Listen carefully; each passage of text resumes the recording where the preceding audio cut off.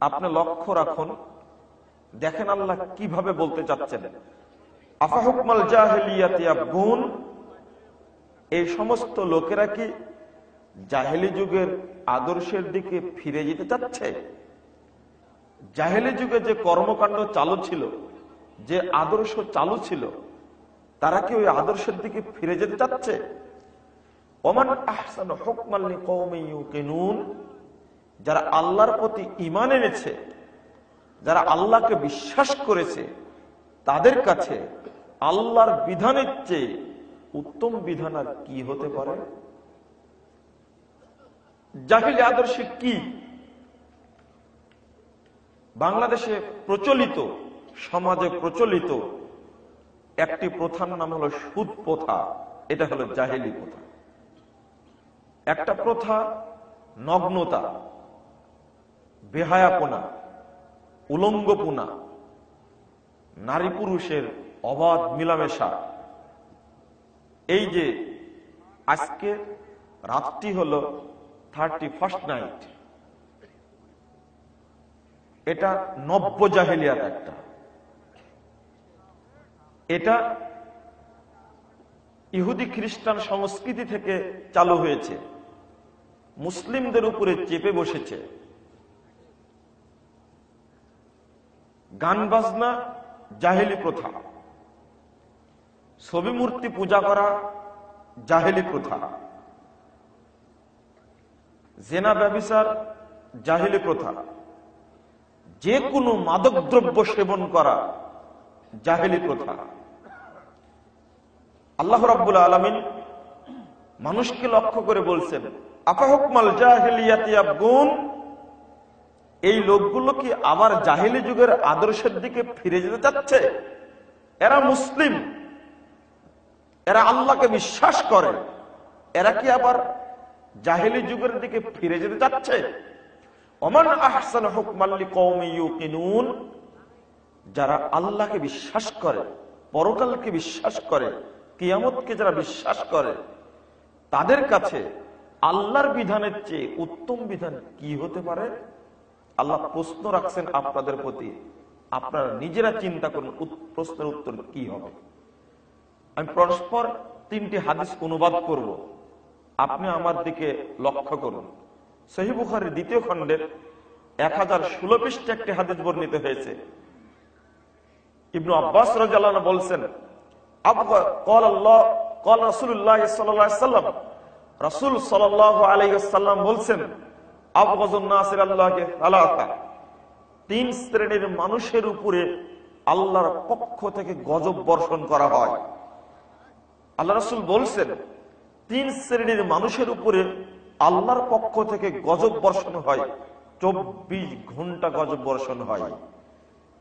তার মধ্যে 1 শ্রেণীর মানুষ হলো মুবতাগিন ফিল ইসলামে সুন্নাতাল জাহেলিয়া, মুসলিম সমাজে, মুসলিম পরিবেশে, মুসলিম পরিবারে জাহেলি প্রথার, জাহেলি আদর্শের যে ব্যক্তি বিস্তার ঘটায়, তার উপরে আল্লাহ 24 ঘন্টা গজব বর্ষণ করেন।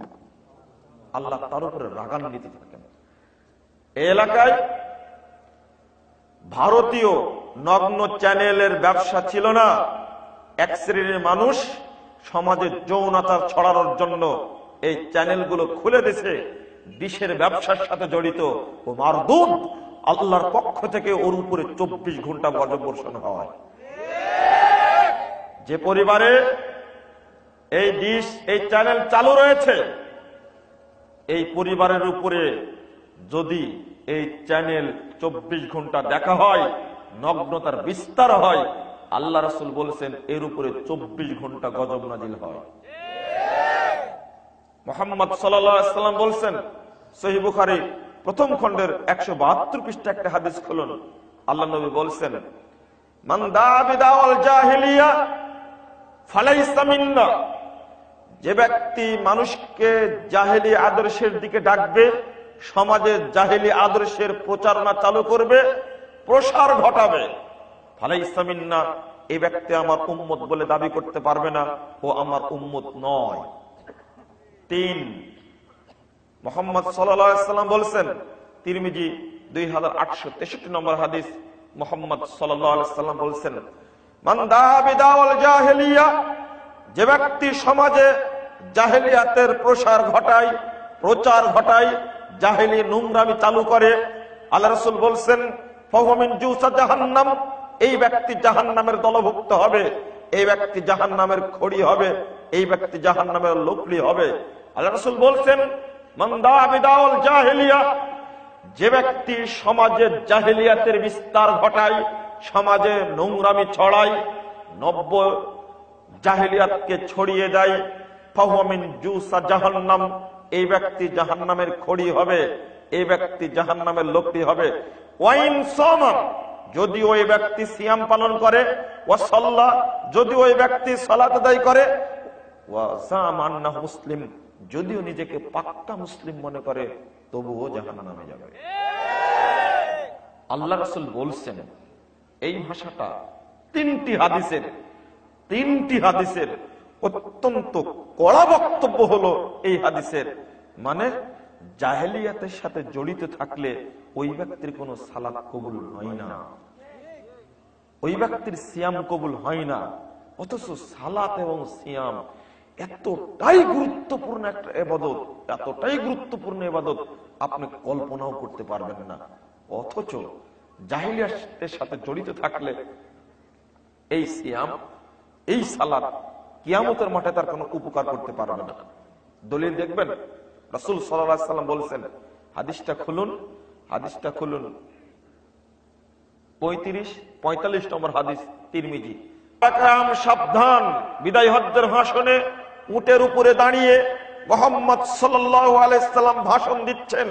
তিনি বলছেন, আলা, সাবধান সাহাবায়ে কেরাম, তোমরা মনে রেখো, কুল্লু শাইইন মিন আমরিল জাহেলিয়া, জাহেলি যুগের যত নোংরা সংস্কৃতি, জাহেলি যুগের যত প্রথা, জাহেলি যুগের যত আদর্শ, তাহতা কদমায়ে মাউদু, আমি আমার দুই পায়ের নিচে কবর দিলাম, তোমরা জাহেলিয়াতকে কবর করে বের করো না।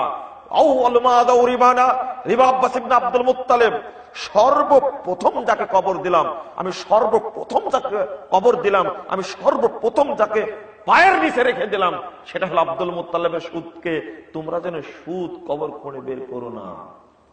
ফাত্তাকুন নিসা ওয়াত্তাকুদ দুনিয়া, তোমরা মহিলাদের থেকে সাবধান থেকো, দুনিয়া থেকে সাবধান থেকো। দেখেন আল্লাহ রাসূল সিরিয়াল বললেন, আমিও সিরিয়াল বলবো ইনশাআল্লাহ। চলুন, বুঝাতে চাচ্ছিলাম তিনটে হাদিস। এক, যে ব্যক্তি জাহেলি কর্মকাণ্ডের সাথে জড়িত হয়, আল্লাহর পক্ষ থেকে গজব বর্ষণ হয় তার প্রতি। দুই, যে ব্যক্তি জাহেলি কর্মের সাথে জড়িত, ওই ব্যক্তি রাসূলের উম্মত বলে দাবি করতে পারবে না। তিন, যে ব্যক্তি জাহেলি কর্মকাণ্ডের সাথে জড়িত, এই ব্যক্তি জাহান্নামে যাবেই, সালাত পড়লেও সিয়াম পালন করলেও।